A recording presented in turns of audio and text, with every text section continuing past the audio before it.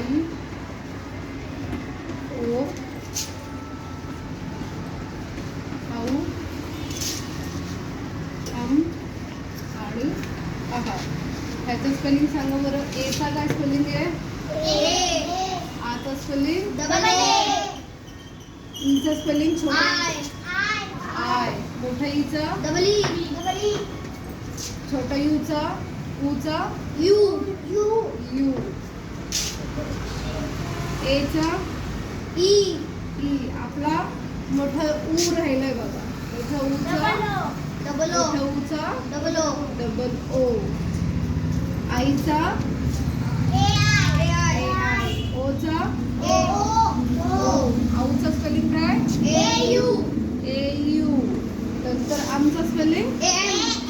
AM. आहाचं spelling AH.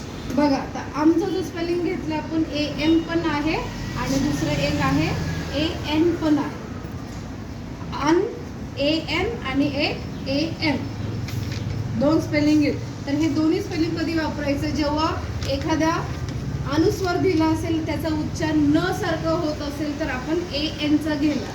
म्हणजे आता नंदा. नंदासाठी स्पेलिंग काय घेणार आपण?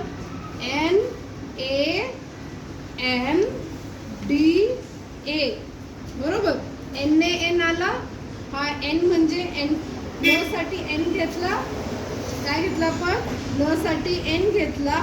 आणि हे अनुस्वारासाठी काय घेतलं आपण? AN घेतला. बरोबर. आणि नंतर पुढे DA. हा कुणाचा? नंदा. द साठी काय?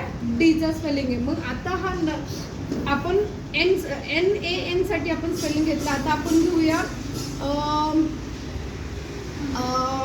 कोणता? AM चा स्पेलिंग घेऊया. AM चा स्पेलिंग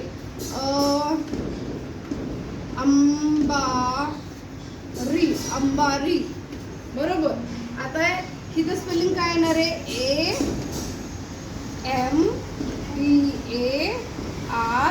AMBAREE. अंबारी. आता काय स्पेलिंग घेतलं मी?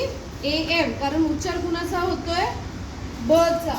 ब साठी आपण काय करणार? हे आमला काय घेणार? AM घेणार. बरोबर.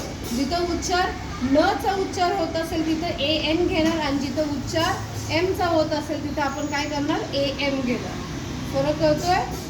M कुठं वापरणार आपण? जिथं उच्चार M चा म्हणजे म चा उच्चार होत असेल तर AM आणि जिथं उच्चार न चा होत असेल तिथं AN घ्यायचा.